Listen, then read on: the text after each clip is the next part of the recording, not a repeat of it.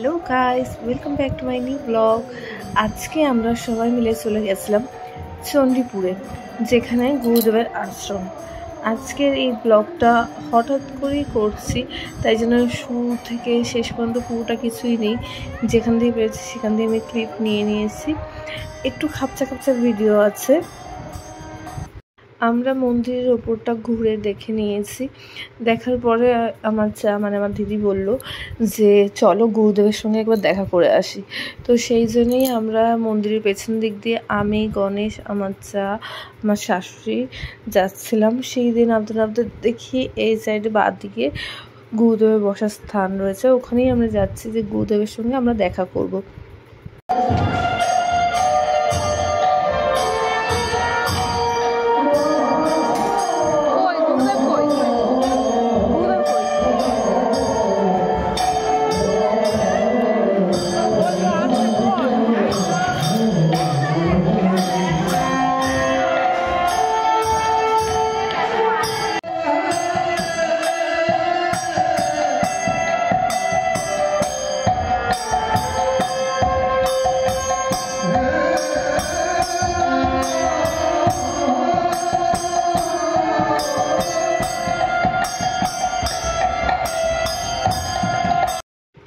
আমরা সবাই কীর্তন প্রাঙ্গণে বসে আছি। এখানে আমি, আমার শাশুড়ি, আমার চা, গণেশ একসঙ্গে বসে হয়েছি। এই পাশে আমি ক্যামেরাটা দেখালাম কারণ এই পাশ দিয়ে দেখা যাচ্ছিলো না, তাই আবার বাঁ দিকের হাতে নিয়ে নিলাম। এখানে দেখো গণেশকে পুরো গোপাল ঠাকুরের মতো লাগছে। নাম ওর গণেশ, কিন্তু ও এখন হয়ে গেছে পুরো গোপাল, ছোট্ট নাড়ু গোপাল লাগছে ওকে দেখতে।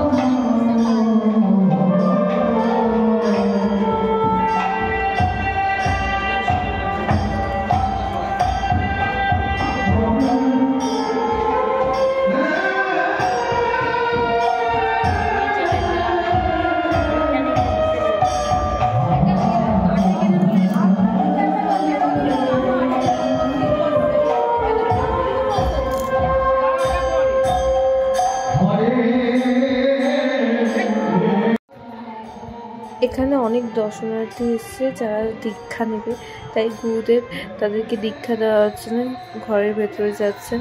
আর তার মাঝখানে একজন এসেছেন শিষ্য, যিনি গুরুদেবকে দেখার সঙ্গে সঙ্গেই প্রণাম করলেন। আমরাও প্রণাম করেছি। এখন গুরুদেবের তিনি আশীর্বাদ নিচ্ছেন। গুরুদেব তাড়াহুড়োর মধ্যে রয়েছেন, তাই ভেতরে চলে গেলেন।